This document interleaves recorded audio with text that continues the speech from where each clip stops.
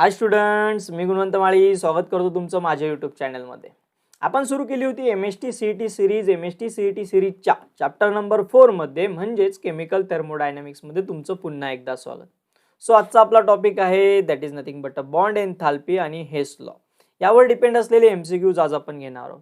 सांगायला नक्कीच आवडेल की सॉलिड स्टेट आणि सोल्युशन या चॅप्टरचे एमसीक्यू देखील तुम्हाला प्रिपेअर करायचे असतील तर त्यांच्या व्हिडिओच्या लिंक्स मी ऑलरेडी आपल्या या व्हिडिओच्या डिस्क्रिप्शन बॉक्समध्ये शेअर केलेले आहेत. सो जेणेकरून तुम्ही जस्ट वन क्लिकवरून त्यांचे एमसीक्यूज देखील सॉल्व्ह करू शकता. आणि नक्कीच दररोजप्रमाणे इव्हिनिंगला 7:15ला आपला व्हिडिओ स्टार्ट होत असतो. इव्हिनिंग 7:15ला डेली.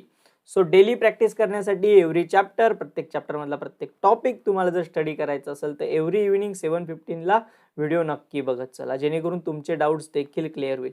सोबतच चॅनलला सबस्क्राईब करायला विसरायचं नाही आहे. सोबतच तुमच्या फ्रेंड्ससोबत शेअर करायला विसरायचं नाही, जेणेकरून त्याचं देखील एमएसटी सीईटी प्रिपरेशन नक्की होईल आणि चांगल्या पद्धतीने होईल. सो चला तर वेळ न घालवता आपण एमसीक्यूला स्टार्ट करूया. So chemical thermodynamics, bond enthalpy, Hess लॉवर डिपेंड असलेले हे आजचे एमसीक्यूज आहेत. So friends, this is our first MCQ. आपला पहिला एमसीक्यू काय दिलेला आहे? Overall enthalpy change of reaction is dot dot dot if a path of a reaction is change. प्रत्येक एमसीक्यू सॉल्व्ह करायला तुम्हाला 20 सेकंड्स मिळणार आहे. जे न्यूमेरिकल्स आहेत तिथे तुम्ही एक्स्ट्रा टाइम घेऊ शकतात, बट थेरॉटिकल एमसीक्यूसाठी तुम्हाला लवकरात लवकर आन्सर करायचं आहे, that is within 20 seconds.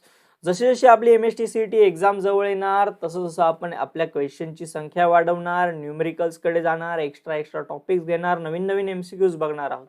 So चॅनलला स्ट्रिक्ट राहा आणि डेली व्हिडिओ बघत चला, जेणेकरून MST CET preparation, theoretical preparation सोबत तुमचं नक्कीच चांगल्या पद्धतीने होईल. सो चला आपण एमसीक्यू कडे जाऊया. So overall enthalpy change for a reaction. बघा काय विचारलंय, overall enthalpy change for a reaction is dot dot dot if a path of a reaction is change. बघा रिएक्शनचा पाथ चेंज झाला तरी रिएक्शनची एन्थाल्पी, ओव्हरऑल एन्थाल्पी काय असते रे?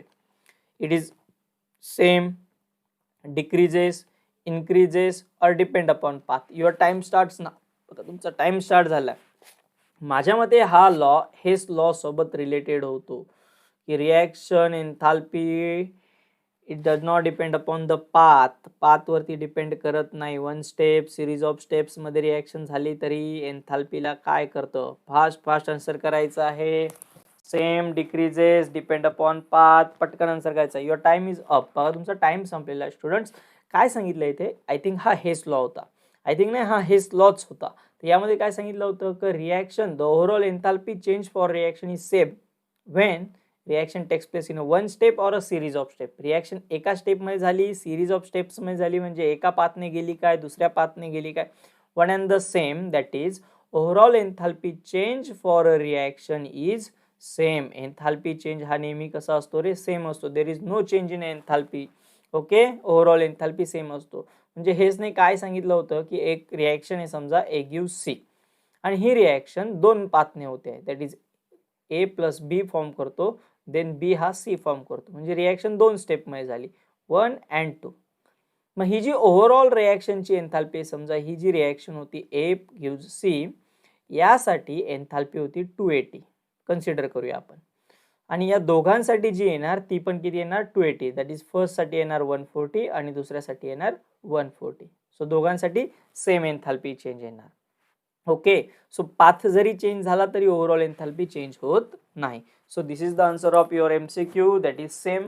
ओके, स्टेटमेंट सुद्धा लक्षात ठेवायचे, जेणेकरून स्टेटमेंट डेफिनेशन मध्ये फॉर्म मध्ये आलेत तुम्हाला एमसीक्यूला तर तुम्हाला लिहिता आले पाहिजेत. ओके, किंवा त्याचं आन्सर व्यवस्थित टिक करता आलं पाहिजे. चला नेक्स्ट एमसीक्यू कडे जाऊया आपण. So friends, this is our next MCQ. The combustion of a 5 gram of coke. Okay, किती आहे? 5 gram of coke चं combustion होत आहे. Rise the temperature of 1 kg of water. Okay, 1 kg of water दिलेलं आहे, ज्याचं टेम्परेचर 10 डिग्री सेल्सिअस पासून 47 degree Celsius पर्यंत इन्क्रीज होत आहे. ओके, म्हणजे टोटल डिफरन्स कितीचा आला रे? 37 डिग्री सेल्सिअसचा आला ना. Okay, calculate the fuel value of a coke kilo calories per gram. So एका ग्रॅमसाठी किलो कॅलरीज विचारलेली आहे तुम्हाला. सो किलो कॅलरीज कसं कॅल्क्युलेट करणार? सो बघा 5 ग्रॅमसाठी किती दिलेली आहे तुम्हाला? 5 ग्रॅमसाठी दिलेली आहे 37 डिग्री सेल्सिअसने राईज होतो. सो सिम्पल कॅल्क्युलेशन काय करायचं? This is consider as a kilo calories. मग 5 ग्रॅमसाठी 37 किलो कॅलरीज इन्क्रीज होते. So what about the 1 gram, मग 1 ग्रॅमसाठी किती इन्क्रीज होणार? सो फास्ट आन्सर करायचं आहे कमेंटमध्ये. Your time starts now. 20 seconds दिलेले आहे तुम्हाला, पटकन आन्सर करायचं आहे. सिम्पल इक्वेशन असतं, जेवढं टेम्परेचर इन्क्रीज झालं तेवढी किलो कॅलरीज कन्सिडर करायची. ओके, सो 5 ग्रॅमसाठी 37 ने इन्क्रीज होतोय, तो 1 ग्रॅमसाठी किती असणार आहे? बघा, सिम्पल डिवायडेशन आहे. असे एमसीक्यूज तुम्हाला परफेक्टली पटकन जमले पाहिजेत. युअर लास्ट 2 सेकंड्स, पटकन आन्सर करायचं आहे स्टुडंट्स. एकदम सिम्पल एमसीक्यूज आहेत. बघा, टाइम अप झालाय. सो कसं कॅल्क्युलेट करणार रे? तर 5 ग्रॅमसाठी 37 किलो कॅलरीज आहेत. So what about the 1 gram? 1 ग्रॅमसाठी किती? X. Okay, so 37 divide by 5. So your answer comes, काय आन्सर येणार इथे? 7.4 आन्सर येणार आहे की नाही? So this is your correct answer. Option A is the correct answer. Next MCQ कडे जाऊया आपण. A person required 2870 kilo calories of energy to lead normal daily life. बघा, एक पर्सन आहे आणि त्याला डेली लाईफ कंटिन्यू करण्यासाठी किंवा डेली लाईफमध्ये त्याला 2870 किलो कॅलरीज एनर्जी लागत असते. म्हणजे एक नॉर्मल पर्सन आहे, दिवसभरामध्ये 2870 किलो कॅलरीज एनर्जी तो स्पेंड करतो. If a heat of combustion of a cane sugar, heat of combustion of a cane sugar is a 1349 kilo calories. So then his daily consumption of sugar. मग आता त्याला daily किती sugar consume करावी लागेल जर heat of consumption of sugar. आता कधी पण लक्षात ठेवा, हीट ऑफ कंबशन दिलेलं आहे ना इथे, कोणाचं दिलेलं आहे? Cane sugar. So Kane sugar is nothing but, लक्षात ठेवायचं आहे मॉलिक्युलर फॉर्म्युला C12H22O11. ओके, याचं मॉलिक्युलर वेट होतं 342 ग्रॅम्स आणि दिस इज इक्वल टू 1 मोल. ओके, आणि या 1 मोलसाठी हीट ऑफ कंबशन किती दिलेलं आहे तुम्हाला? 1349 किलो कॅलरीज. ओके, सो तो डेली किती ग्रॅम एनर्जी किंवा किती ग्रॅम शुगर कन्झ्युम करत असेल? फास्ट सांगायचं आहे. Your time starts now. पटकन आन्सर करायचं आहे. बघा, किलो कॅलरीज तुम्हाला त्या पर्सनच्या गिवन आहे, फक्त किती ग्रॅम दिलेले कॅल्क्युलेट करायचं. सो इथे रिलेशन ग्रॅम आणि किलो कॅलरीज मध्ये बघितलं तर तुम्हाला लवकर आन्सर करता येईल. कॅल्क्युलेटरी पार्ट आहे थोडासा, पार्ट तुम्ही व्हिडिओ स्टॉप करून सुद्धा सॉल्व्ह करू शकतात. ओके, पटकन आन्सर करायचं आहे. Okay, your time is up. बघा, मी तुम्हाला आन्सर क्लिअर करून देतो. सो फर्स्ट ऑफ ऑल लक्षात ठेवा की तुम्हाला 342 grams, that is nothing but a molecular weight असेल तर त्याची एनर्जी किती असते रे? 1349 किलो कॅलरीज एनर्जी तो कन्झ्युम करतो. जर तो डेली कन्झ्युम करणारी एनर्जी आहे 2870 gram, sorry kilo calories, then तो किती ग्रॅम एनर्जी, सॉरी किती ग्रॅम शुगर कन्झ्युम करायला पाहिजे त्याने? सो इथे काय होणार रे? सिम्पली क्रॉस मल्टिप्लिकेशन होणार. मग क्रॉस मल्टिप्लिकेशन कसं? तर 2870 multiply by 342 divided by 1349. This is equal to your answer. हे तुमचं आन्सर आलंय. Okay, so this is your answer. सो हे आन्सर किती येणार मी तुम्हाला क्लिअर करून देतो, तुम्ही नंतर कॅल्क्युलेशन्स करत असायचे आहेत. सो आन्सर आहे option A, that is 728 gram answer आलं पाहिजे. तुम्ही कॅल्क्युलेशन करून घ्या. ओके, सो असे कॅल्क्युलेशन सुद्धा फास्ट आपल्याला करता आले पाहिजे. बघा मित्रांनो, तुम्हाला जर एमसीक्यूज आवडत असतील तर चॅनलला सबस्क्राईब करायला विसरायचं नाही. सोबतच मी तुम्हाला माझ्या टेलिग्राम चॅनलची लिंक दिलेली आहे, जेणेकरून तुम्ही माझ्या टेलिग्राम चॅनलला जॉईन होऊ शकता, जिथे मी प्रिव्हियस इयर क्वेश्चन पेपर्स सोबतच काही स्टडी मटेरियल आणि काही इम्पॉर्टंट नोटिफिकेशन्स असतील ज्या कोरोना पिरियडमुळे तुमच्यासोबत कंटिन्युअसली येत असतील. जसं समजा JEE नोटिफिकेशन असणार आहे, नीट एक्झामची नोटिफिकेशन असणार. सो अशा नोटिफिकेशन्स मी तिथे कंटिन्युअसली शेअर करत असणार आहे, जेणेकरून तुम्ही त्या टचमध्ये असणार आहे. ओके, सोबतच मी तुम्हाला माझा व्हॉट्सअप नंबर देखील दिलेला आहे. सो व्हॉट्सअप नंबरला यूज करून तुम्ही तुमचे डाऊट्स माझ्यासोबत शेअर करू शकतात. ओके, चल नेक्स्ट एमसीक्यू कडे जाऊया आपण. So this is our next MCQ. बघा, आपल्याला काय सांगितलंय रे इथे? H2I2 gives 2HI. So hydrogen आणि आयोडीनची रिएक्शन दिलेली, H2 and I2 gives a 2HI. So एन्थॅल्पी change for this reaction is 12.40 kilo calories. Energy दिलेली आहे ना, किलो कॅलरीज मध्ये एन्थॅल्पी चेंज दिलेला आहे. So 12.40 kilo calories. The standard heat of formation of HI. आता लक्षात ठेवा, कधीही तुम्हाला standard heat of formation, heat of combustion विचारलं असेल तर हे विचारलं जातं 1 मोल साठी. कशासाठी विचारलं जातं? 1 मोलसाठी विचारलेलं आहे. सो दिलेली रिॲक्शन किती मोलसाठी आहे? 2 मोलसाठी. ओके, सो 2 मोलसाठी लागणारी एन्थाल्पी चेंज किती आहे? 12.40 kilo calories. So what for 1 मोल? 1 मोलसाठी किती म्हणजे स्टँडर्ड हीट ऑफ फॉर्मेशन किती असेल? सो ऑप्शन्स आहे 12.40 minus 12.40 6.20 minus 6.20. Your time starts now. पटकन आन्सर करायचं आहे विदिन 20 सेकंड्स. मला तर वाटतं 20 नाही 10 सेकंड्समध्ये सुद्धा आन्सर आलं पाहिजे. 10 पण खूप जास्त व्हायला पाहिजे तुम्हाला. 2 मोलसाठी 12.40 लागते. 1 मोलसाठी किती लागणार? लास्ट 10 सेकंड्स आहेत, पटकन आन्सर करायचं आहे. अशा एमसीक्यूजला जास्त टाइम नाही लावायचा, बट केअरफुली रीड पण करायचे. जास्त असं खूप फास्टमध्ये आन्सर रॉंग नाही झालं पाहिजे आपलं. योग्य युअर टाइम इज अप. बघा, कधीही लक्षात ठेवायचं, standard heat of formation, standard heat of कंबेशन, standard enthalpy of reaction वगैरे असे जे पॉईंट्स दिलेले असतात that is always required for 1 मोल. ते 1 मोलसाठी दिलेले असतात. सो एन्थाल्पी चेंज किती आहे? 2 मोलसाठी 12.40. 1 मोलसाठी किती येणार? 12.40 divide by 2, that is nothing but 6.20 kilo calories. So option C is your correct answer. Okay, चलो नेक्स्ट एमसीक्यू कडे जाऊया आपण. Here is our next MCQ. In a CCl4, in a heat of formation of CCl4. बघा, CCl4 form होत आहे नाही का, is a 316 kilo calories per mole. सो एक CCl4 मॉलिक्यूल बनवायचा असेल तर किती एनर्जी लागते? 316 किलो कॅलरीज. ओके, पर मोल. The dissociation energy of a CCl. Okay, मग आता कार्बन क्लोरीनचा एक बॉन्ड ब्रेक करायचा आहे, मग किती एनर्जी लागणार? सो ऑलवेज रिमेंबर CCl4चं स्ट्रक्चर असं असतं बघा, एक कार्बन आहे आणि त्याला 4 क्लोरीन ग्रुप्स अटॅच आहे. ओके, आणि हे सगळे फॉर्म व्हायला किती एनर्जी लागते? 316.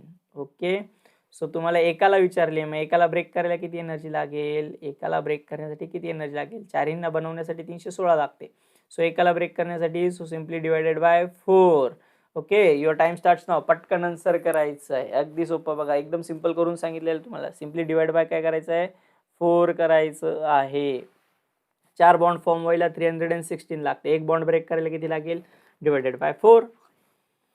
Okay, fast. लास्ट 7 सेकंड्स आहेत. एवढा वेळ तर नक्कीच नाही लागला पाहिजे. आता 316 डिवाइडेड बाय 4 करत असताना. Okay, your time is up. बघा, तुमचा टाइम संपलेला आहे स्टुडंट्स. याचं करेक्ट आन्सर आहे ए, ऑप्शन ए, दॅट इज 79. याचा आन्सर येणार 79. फर्स्ट ऑफ ऑल लक्षात ठेवा, आपण रोज इव्हिनिंग 7:15 भेटत असतो. सो या MCQचा फायदा करून घ्यायचा आहे. आपले स्टुडंट्स टॉपर आले पाहिजे. प्रत्येक फ्रेंड सोबत शेअर करायला विसरायचं नाही व्हिडिओला, जेणेकरून त्याचं देखील MST CET प्रिपरेशन योग्य रीतीने झालं पाहिजे. ओके, चला आपण आता नेक्स्ट MCQ कडे जाऊया. So this is our next MCQ.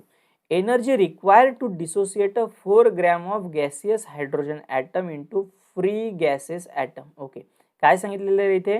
4 gram of hydrogen atoms आहेत. ओके, आणि त्यांना गॅसियस ॲटम्समध्ये फ्री करायचं आहे. Required 208 kilo calories at 25 degree celsius. Okay, याला किती एनर्जी लागते? 208 किलो कॅलरीज एनर्जी लागते at 25 degree celsius. Okay, 25 degree Celsius.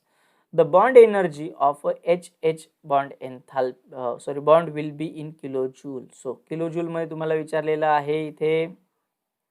Sorry, इथे किलोजूल नसायला पाहिजे. इथे तुम्हाला किलो कॅलरीज मध्ये विचारलेलं answer. Okay, it is in the kilo calories because first in the kilo calories आहे ना, तर लास्ट वन सुद्धा किलो कॅलरीज मध्ये असेल. सो बघा, लक्ष द्या इकडे. 4 ग्रॅम H2O साठी फॉर्मेशन किती आहे? सॉरी, ब्रेकिंग साठी किती एन्थॅल्पी लागते? 208. सो तुम्हाला काय विचारलेलं आहे? बॉन्ड एनर्जी विचारली आहे ना, बॉन्ड एनर्जी. ओके, मग बॉन्ड एनर्जी कोणाची विचारली? एच ची, म्हणजे थोडक्यात 1 मोलसाठी विचारलेली. Your time starts now. पटकन आन्सर करायचं आहे. 4 ग्रॅम H2 ला 208 किलो कॅलरीज एनर्जी लागते. सो एक बॉन्ड ब्रेक करण्यासाठी किती लागणार? लास्ट 10 सेकंड्स असतील. पटकन आन्सर करायचं आहे. एवढा वेळ नाही लागला पाहिजे.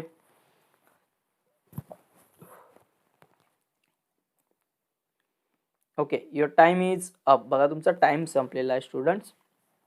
काय विचारलं होतं इथे की 4 ग्रॅम H2 208. कधी पण लक्षात ठेवा, ज्यावेळेस वेट दिलेलं असतं ना 4 ग्रॅम वगैरे, त्यांना नंबर ऑफ मोल्समध्ये कन्वर्ट करा. सो 4 ग्रॅम म्हणजे किती हायड्रोजनचे नंबर ऑफ मोल्स? सो हायड्रोजनचं मॉलिक्युलर वेट आहे 2. Okay, so 4 divided by 2 moles. So एक रिलेशन क्लिअर झालं की 4 ग्रॅम हायड्रोजन म्हणजे 2 मोल्स, आणि 2 मोल्ससाठी लागणारी एनर्जी किती आहे? 208. ओके, सो आपल्याला विचारलं आहे की 1 बॉन्ड ब्रेक करायचं आहे म्हणजे थोडक्यात 1 मोल.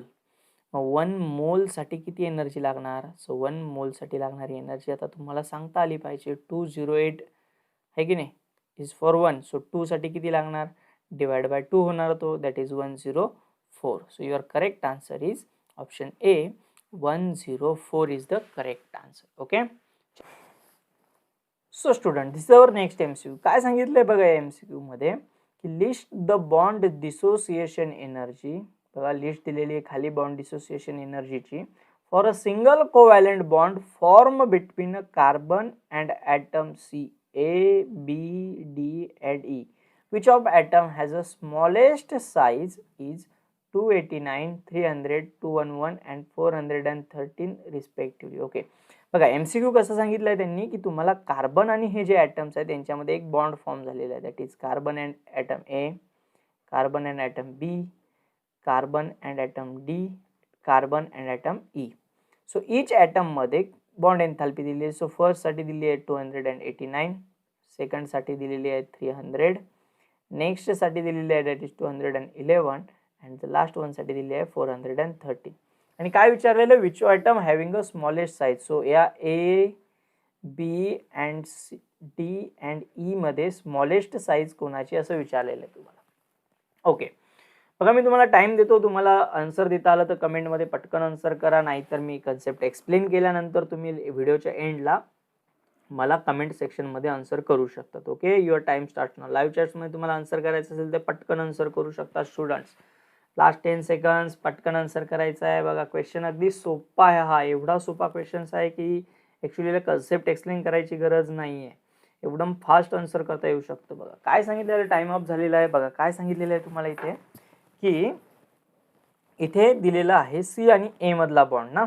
सो याची बॉन्ड एन्थॅल्पी नाही दिलेली तुम्हाला, but here is a bond dissociation energy दिलेली. म्हणजे हा बॉन्ड डिसोसिएट करण्यासाठी लागणारी एनर्जी किती आहे? 289. हा बॉन्ड डिसोसिएट करण्यासाठी 300 लागते, याला डिसोसिएट करायला 211 लागते, याला डिसोसिएट करायला लागते 413. एक गोष्ट कायम लक्षात ठेवायची आहे तुम्हाला की the energy of a bond, okay, the energy of a bond is inversely proportional to the length of bond. बॉन्डच्या लेंथला ती इन्व्हर्सली प्रोपोर्शनल असते. मीन्स बॉन्ड जेवढा जास्त लॉंग असणार तेवढी त्याची एनर्जी कमी. ओके. आणि जेवढी एनर्जी जास्त तेवढा तो बॉन्ड शॉर्ट असणार. सो लक्षात ठेवा, याचं कॉमन एक्झाम्पल सांगतो तुम्हाला की एक मोठी काठी आहे आपल्याकडे. ओके. एकदम मोठी काठी आहे आणि एकदम स्मॉल छोटीशी काठी आहे. सो ही जी लॉंग काठी आहे ना, हिला ब्रेक करण्यासाठी लागणारी एनर्जी आपल्याला कमी असेल, पटकन ब्रेक होईल ही. बट ही जी शॉर्ट आहे ना, एकदम छोटीशी, हिला ब्रेक करायला तुम्हाला एनर्जी जास्त लागणार. सो जो शॉर्ट बॉन्ड असतो तो एकदम हाय एनर्जी कॅरी करत असतो. ओके. त्याची एनर्जी थोडक्यात जास्त असते, हाय एनर्जी कॅरी करत असतो. बट जो लॉंग बॉन्ड असतो, दॅट इज लॉंग, त्याची एनर्जी थोडीशी लेस असते, त्याच्यामध्ये लेस एनर्जी असते. ओके. सो जेवढा बॉन्ड शॉर्ट तेवढा तो स्ट्रॉंग, जेवढा बॉन्ड लॉंग तेवढा तो वीक. सो इथे काय दिलेलं, एनर्जी दिलेली. सो मला बघा इथे 413, इथे सगळ्यात जास्त एनर्जी लागते. सो याचा अर्थ काय झाला रे, 400, 211 कमी एनर्जी लागते, याचा अर्थ हा बॉन्ड सगळ्यात जास्त लांब झाला. मग 413 एनर्जी लागते, याचा अर्थ हा बॉन्ड सगळ्यात, तुम्ही आन्सर करायचं आहे कमेंटमध्ये. सो तुम्हाला आन्सर करायचं आहे कमेंटमध्ये व्हिडिओच्या एंडला. ओके. चलो next. So at the end students, बघा इथे मी तुम्हाला माझे टेलिग्राम चॅनलची लिंक शेअर केलेली आहे, जेणेकरून तुम्ही माझ्या टेलिग्राम चॅनलला जॉईन होऊ शकतात. ओके. टेलिग्राम चॅनलचं नाव आहे केमिस्ट्री बाय गुणवंत माळी, जिथे तुम्ही इझिली व्हिजिट करू शकता. तुम्हाला इम्पॉर्टंट नोटिफिकेशन, स्टडी मटेरियल्स हवं असेल तर तिथे तुम्ही टेलिग्राम चॅनलला जॉईन होऊ शकता. सोबतच मी तुम्हाला माझ्या यूट्यूब चॅनलचं नाव तुम्हाला माहितीच आहे, गुणवंत माळी. सो तुम्ही इझिली सर्च करू शकतात. सोबतच तुम्हाला मी माझा व्हॉट्सअप नंबर दिलेला आहे, दॅट इज 9518920195. तुम्ही तुमचे डाऊट्स माझ्यासोबत इझिली शेअर करू शकता. चॅनलला सबस्क्राईब केलं नसेल तर नक्कीच सबस्क्राईब करा, जेणेकरून तुमचं MST CET प्रिपरेशन योग्य रीतीने होईल. सोबतच तुमच्या फ्रेंड्ससोबत शेअर करायला नक्कीच विसरायचं नाही आहे. त्याचं देखील MST CET प्रिपरेशन योग्य रीतीने झालं पाहिजे. आपलेच स्टुडंट्स टॉपर आले पाहिजे फ्रेंड्स. दॅट्स वाय प्रिपरेशनला मी तुम्हाला मदत करत आहे. योग्य रीतीने प्रिपरेशन करा. आपले स्टुडंट्स कुठेही मागे पडता कामा नये. Okay, this is all about the today's lecture. आपण भेटूया मंडे टू फ्रायडे 7:15 ला. आपण रोज मंडे पासून फ्रायडेला 7:15 PM ला आपण भेटत असतो. सो पुन्हा भेटूया नेक्स्ट मंडेला. That is all about the today's lecture. Thank you very much. Tata bye bye.